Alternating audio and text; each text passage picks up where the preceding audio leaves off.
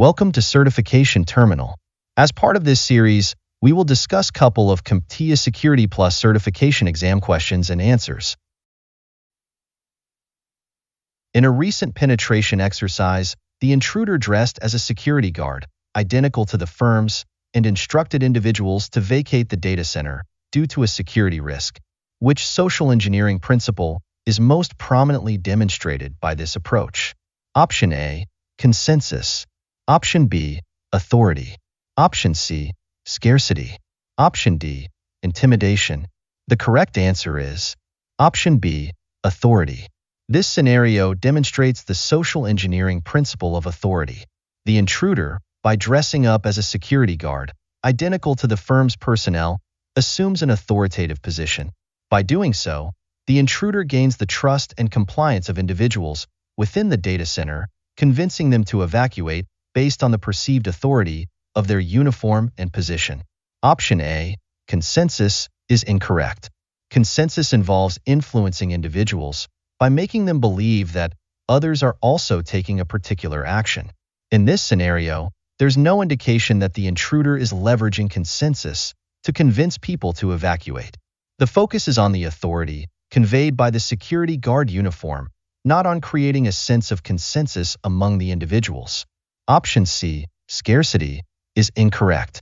Scarcity involves creating a sense of urgency or scarcity to influence behavior.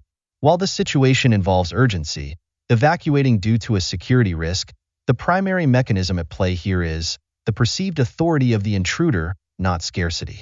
Option D, intimidation, is incorrect. Intimidation involves using fear or threats to influence behavior. Although the intruder's actions may cause some level of apprehension, the primary factor driving compliance is the perceived authority conveyed by the security guard uniform, not intimidation. Next question. After browsing the internet, Bob found all his files corrupted upon waking up.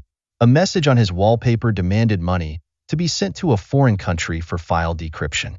What is Bob experiencing? Option A, a keylogger. Option B, spyware. Option C, a logic bomb. Option D, ransomware. The correct answer is Option D, ransomware. Ransomware is a type of malware that encrypts a user's files or locks their system and demands a ransom to restore access. In this scenario, Bob's files are corrupted, and he receives a message demanding money to be sent to a foreign country for file decryption. This aligns perfectly with the behavior of ransomware. Option A, keylogger, is incorrect. A keylogger is a type of malware that records keystrokes made by a user.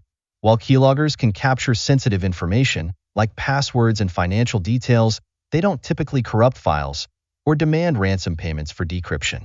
Option B, spyware, is incorrect. Spyware is malicious software designed to spy on a user's activities and gather sensitive information. While spyware can collect data from a user's system, it doesn't usually corrupt files or demand ransom payments. Option C, logic bomb, is incorrect. A logic bomb is a piece of code intentionally inserted into software to execute a malicious function when certain conditions are met. While logic bombs can cause damage to a system or data, they typically don't involve encrypting files or demanding ransom payments for decryption. Next question.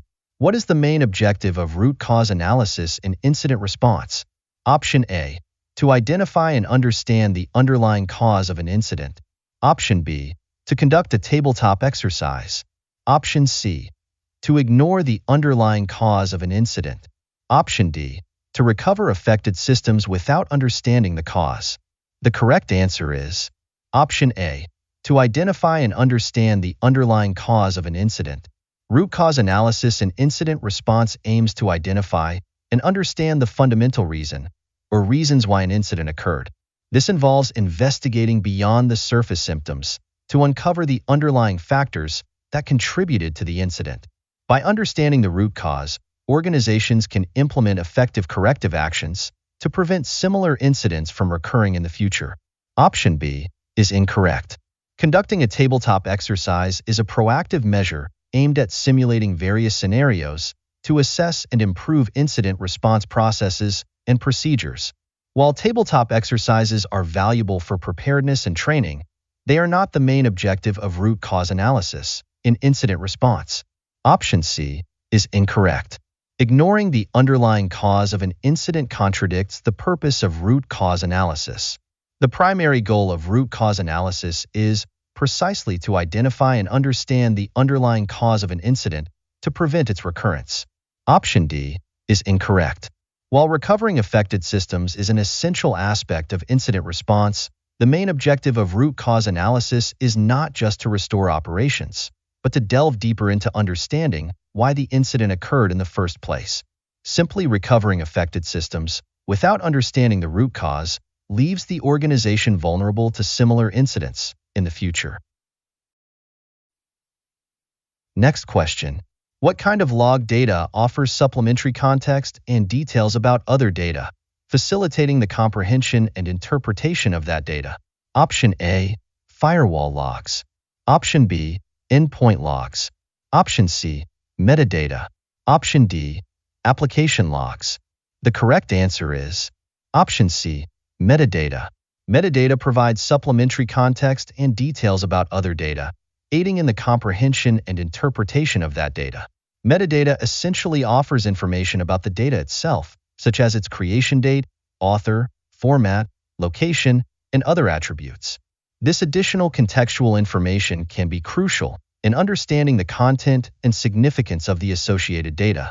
Option A, firewall logs, is incorrect. Firewall logs primarily record network traffic information, such as source and destination IP addresses, ports, protocols, and actions taken by the firewall. While firewall logs can provide valuable insights into network security events, they are typically more focused on network activity rather than offering context for other types of data. Option B, endpoint logs, is incorrect. Endpoint logs capture events and activities on individual devices or endpoints, such as computers, servers, or mobile devices. While endpoint logs can be rich sources of information for investigating security incidents or system activities, they are generally specific to the endpoint itself and may not provide broad contextual details about other types of data. Option D, application logs, is incorrect. Application logs record events and activities within specific software applications or systems. These logs typically contain information related to application usage, errors, transactions, and other relevant events. While application logs are valuable for troubleshooting and monitoring application performance, they are specific to the application and may not offer broad contextual details about other types of data. Next question. Susan is worried about the logs produced by various devices on her network having inaccurate timestamps due to the different internal clocks of each device. Which protocol can help her best address this issue? Option A, Network Time Protocol. Option B, Transport Layer Security. Option C, Secure Shell. Option D, Online Certificate Status Protocol. The correct answer is Option A, Network Time Protocol. Network Time Protocol is designed specifically to synchronize the clocks of computers and network devices within a network. It allows devices to maintain accurate timekeeping by synchronizing their clocks with reference time sources called time servers. By implementing Network Time Protocol, Susan can ensure that the internal clocks of her network devices are synchronized, thus addressing the issue of inaccurate timestamps in the logs. Option B, TLS, Transport Layer Security, is incorrect. Transport Layer Security is a cryptographic protocol used to secure communication over a network. While TLS can ensure the confidentiality and integrity of data transmission, it does not address the issue of inaccurate timestamps in logs caused by differences in internal clocks. Option C, SSH, Secure Shell, is incorrect. Secure Shell is a protocol used for secure remote access to devices over a network. While SSH provides secure communication channels, it does not address the issue of inaccurate timestamps in logs caused by differences in internal clocks. Online Certificate Status Protocol is used to check the validity of certificates issued by a certificate authority. While OSCP plays a role in certificate validation, it does not address the issue of inaccurate timestamps in logs caused by differences in internal clocks. Next question. Eva is tasked with developing her organization's change management policy. What aspects need to be covered in this policy? Option A. Descriptions of how a change request should be created, formatted, reviewed, and approved. Option B. An outline of the regulatory requirements for changes. Option C. High-level descriptions of how the organization will review, approve, and implement proposed changes. Option D. A detailed process for review and approval of changes. The correct answer is Option C. High-level descriptions of how the organization will review, approve, and implement proposed changes. The change management policy should establish a framework for managing changes, including review, approval, and implementation. Specific details like formatting and detailed approval processes can be addressed in separate procedures guided by the policy. Option A is incorrect. While details on creating and formatting change requests might be included in a separate procedure document, the policy itself should focus on high-level aspects. Option B is incorrect. Regulatory requirements might be relevant for specific types of changes, but the policy shouldn't solely focus on regulations. It should be a broader framework. Option D is incorrect. A detailed process for review and approval can be included in a separate procedure document referred to by the policy. The policy itself should be a high-level guide. Next question. Bob seeks to validate an encrypted and digitally signed message transmitted using asymmetric encryption. What specific item does he need from the sender for message authentication? Option A. Bob's public key. Option B. Bob's private key. Option C. The sender's private key. Option D. The sender's public key. The correct answer is Option D. The sender's public key. To validate an encrypted and digitally signed message transmitted using asymmetric encryption, Bob needs the sender's public key. The sender's public key is required for message authentication because it is used by the sender to encrypt the message and sign it digitally. Bob will use the sender's public key to decrypt the message. If the decryption is successful using the sender's public key, it confirms that the message was encrypted using the corresponding private key, which only the sender possesses. Option A, Bob's public key, is incorrect. Bob's public key is not needed for message authentication in this scenario. Bob's public key would be used by others to encrypt messages intended for Bob or to verify Bob's digital signatures. It is not relevant for Bob to authenticate a message sent by someone else. Option B, Bob's private key, is incorrect. Bob's private key is used for decrypting messages encrypted specifically for Bob and for digitally signing messages that Bob sends. It is not used for validating messages sent by others. Option C, the sender's private key, is incorrect. The sender's private key is used by the sender to create the digital signature for the message, but it is not needed by Bob for message authentication. Revealing the sender's private key would compromise the security of the sender's digital signatures. Next question. Simon is organizing the rollout of a new VPN, outlined in the high-level diagram displayed here. What classification of VPN is Simon intending to deploy? Option A, Remote Access VPN. Option B, TLS VPN. Option C, IPsec VPN. Option D, Site-to-Site VPN. The correct answer is Option D, Site-to-Site VPN. In a site-to-site VPN, multiple sites or networks are connected securely over the internet or another public network. This type of VPN allows communication between different physical locations of an organization, such as branch offices or data centers. Since Simon is planning to deploy a VPN outlined in a high-level diagram, it suggests a network-to-network connection characteristic of a site-to-site VPN. Option A, Remote Access VPN, is incorrect.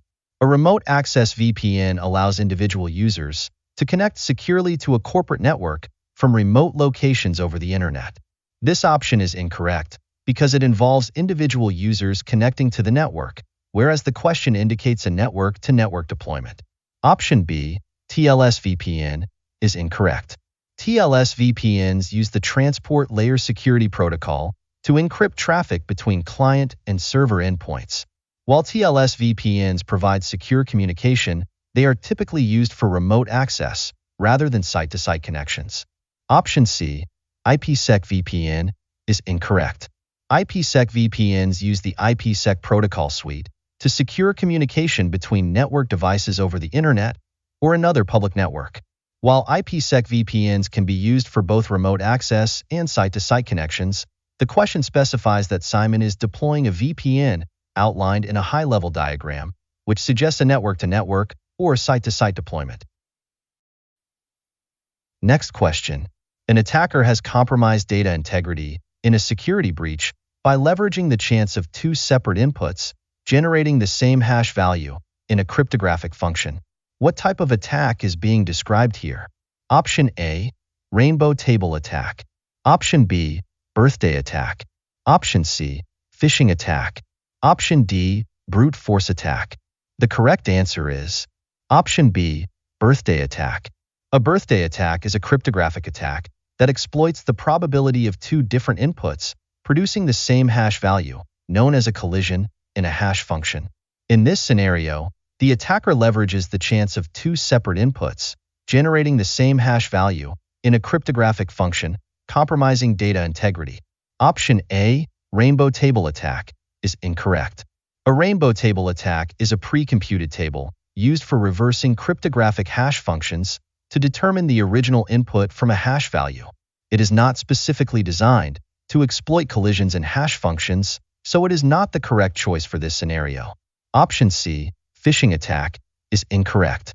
A phishing attack is a social engineering attack aimed at tricking individuals into revealing sensitive information, such as passwords or financial details. It does not involve compromising data integrity by exploiting collisions in cryptographic hash functions. Option D, brute force attack, is incorrect. A brute force attack is an exhaustive trial and error method used to discover a password, PIN, or encryption key. It does not specifically target the chance of two different inputs, producing the same hash value in a cryptographic function, so it is not the correct choice for this scenario. Next question. When configuring access control for a cloud environment, you wish to assign permissions based on user attributes. Which access control scheme would be the most fitting option for this task? Option A, attribute-based access control. Option B, role-based access control. Option C, rule-based access control. Option D, mandatory access control. The correct answer is Option A, attribute-based access control. Attribute-based access control is a flexible access control model that grants permissions based on various attributes associated with users, resources, and environmental conditions. In the context of configuring access control for a cloud environment and assigning permissions based on user attributes, attribute-based access control is the most fitting option because it allows for dynamic and fine-grained access control decisions based on attributes such as user roles, department, location, time of access, and other relevant factors. Option B, role-based access control, RBAC, is incorrect. Role-based access control assigns permissions based on predefined roles that users hold within an organization. While role-based access control is effective for managing permissions based on job functions or roles, it may not provide the granularity needed to base access decisions solely on user attributes in a cloud environment. Option C, rule-based access control, is incorrect. Rule-based access control is an extension of role-based access control that allows for more flexible access control policies based on rules. However, rule-based access control still primarily relies on predefined rules rather than dynamically evaluating user attributes for access decisions, making it less suitable for the specific requirement of assigning permissions based on user attributes in a cloud environment. Option D, mandatory access control, is incorrect. Mandatory access control is a strict access control model where access decisions are based on security labels assigned to users and resources. Mandatory access control is typically used in environments with strict security requirements, such as government or military systems, but it does not offer the flexibility needed to dynamically assign permissions based on user attributes in a cloud environment. Next question. Which of the following is a mandatory requirement for the technician to implement when setting up a system to authenticate users solely based on their username and password when accessing computers within the office building and rejecting any attempts to authenticate from locations outside the office building. Option A, dual-factor authentication. Option B, single-factor authentication. Option C, biometric authentication. Option D, transitive authentication. The correct answer is Option D, transitive authentication. Transitive authentication allows the technician to leverage trust established with another system, likely a network authentication system, for the office building. This system would verify the user's credentials, username, and password, and then communicate that trust to the computer within the office building, allowing access. Since only devices within the trusted network, office building, can reach the network authentication system, login attempts from outside would be rejected. Option A, dual-factor authentication, is incorrect. Dual-factor authentication, also known as two-factor authentication, 2FA, requires users to provide two forms of authentication, typically something they know and something they have. While dual-factor authentication provides an extra layer of security, it is not necessary in this scenario, as the requirement is to authenticate users solely based on their username and password. Option B, single-factor authentication, is incorrect. Single-factor authentication is a method of verifying a user's identity by requiring only one form of authentication, typically something the user knows, such as a username and password. This means that users are granted access to a system or service if they can successfully provide the required credentials, usually a combination of a username and password. Option C, biometric authentication, is incorrect. Biometric authentication uses unique physical characteristics of individuals, such as fingerprints, iris scans, or facial recognition, for authentication. While biometric authentication can enhance security, it is not mentioned in the scenario and is not necessary for authenticating users solely based on their username and password. Next question. Why is it essential to conduct Universal Resource Locator (URL) scanning in web filtering? Option A, to determine the reputation of a website. Option B, to block or allow access based on the specific web address. Option C, to enhance website loading speeds. Option D, to implement secure protocols. The correct answer is Option B, to block or allow access based on the specific web address. This option correctly identifies the essential purpose of conducting Universal Resource Locator (URL) scanning in web filtering. URL scanning allows filtering systems to analyze the specific web addresses being accessed by users and make decisions on whether to permit or deny access based on predefined policies. This helps organizations enforce security policies by blocking access to malicious or inappropriate websites while allowing access to trusted and authorized ones. Option A, to determine the reputation of a website, is incorrect. While URL scanning may involve assessing the reputation of websites as part of the filtering process, its primary purpose is not to determine website reputation. Reputation analysis may be a component of URL scanning, but the main goal is to block or allow access based on specific URLs, rather than solely assessing website reputation. Option C, to enhance website loading speeds, is incorrect. URL scanning does not directly contribute to enhancing website loading speeds. Its primary focus is on analyzing URLs to determine whether access should be allowed or blocked based on predefined criteria. Enhancing website loading speeds typically involves optimizations at the network or server level rather than URL scanning. Option D, to implement secure protocols, is incorrect. While implementing secure protocols is important for overall security, URL scanning specifically focuses on analyzing web addresses to determine access permissions based on predefined policies. Secure protocols involve measures such as HTTPS encryption and authentication mechanisms, which are separate from the function of URL scanning in web filtering. Next question. Which of the following actions is Bob most likely to undertake to minimize the occurrence of false positive reports in his vulnerability scans? Option A, increase the size of the target network. Option B, implement credentialed scanning. Option C, disable safe checks. Option D, decrease the scan sensitivity. The correct answer is Option B, implement credentialed scanning. It is the most likely action Bob would undertake to minimize the occurrence of false positive reports in his vulnerability scans.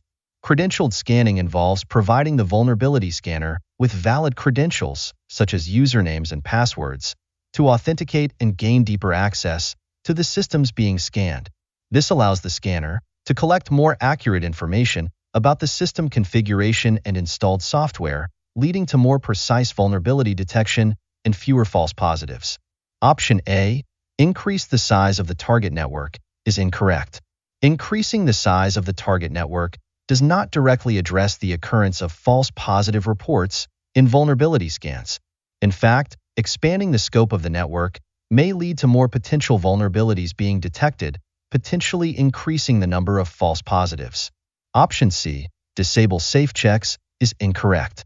Disabling safe checks may result in the vulnerability scanner reporting more vulnerabilities, including false positives. Safe checks are designed to avoid intrusive actions that could potentially disrupt or damage systems during scanning. Disabling these checks may lead to inaccurate results and an increased likelihood of false positives. Option D, decrease the scan sensitivity, is incorrect.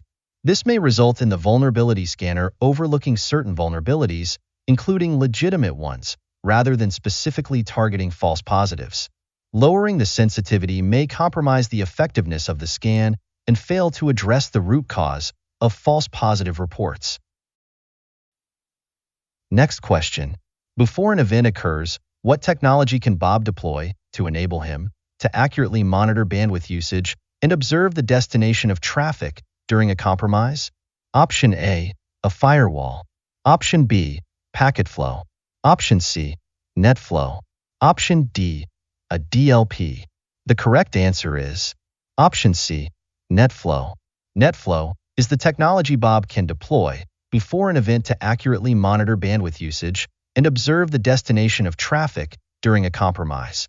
NetFlow is a network protocol developed by Cisco that allows network devices to collect information about IP traffic flowing through them. By analyzing NetFlow data, Bob can gain insights into the volume of traffic, its source and destination, and the protocols and ports being used. This information is invaluable for identifying abnormal traffic patterns and potential compromises. Option A, a firewall, is incorrect. While firewalls can filter and control network traffic based on predefined rules, they are not specifically designed for bandwidth monitoring or traffic analysis. Firewalls focus on enforcing security policies by allowing or blocking traffic based on criteria such as source and destination IP addresses, ports, and protocols. While modern firewalls may offer some level of traffic monitoring functionality, they are not as comprehensive as dedicated traffic analysis tools like NetFlow. Option B, packet flow, is incorrect. Packet flow is not a standard technology or term in networking. It seems to be a misnomer or a variation of packet flow, which refers to the movement of data packets through a network. While analyzing packet flow data can provide insights into network traffic patterns, it typically requires specialized tools or protocols like NetFlow for comprehensive monitoring and analysis.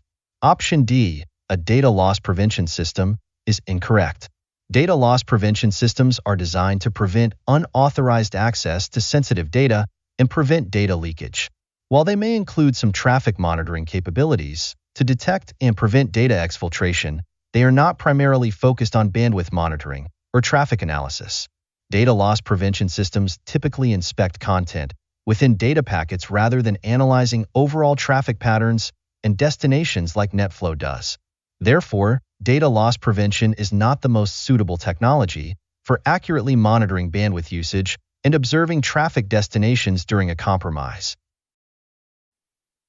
Thank you very much for watching. Please hit the like button and subscribe to our channel if these questions add value to your preparation. We'll meet in the next video. Take care until then.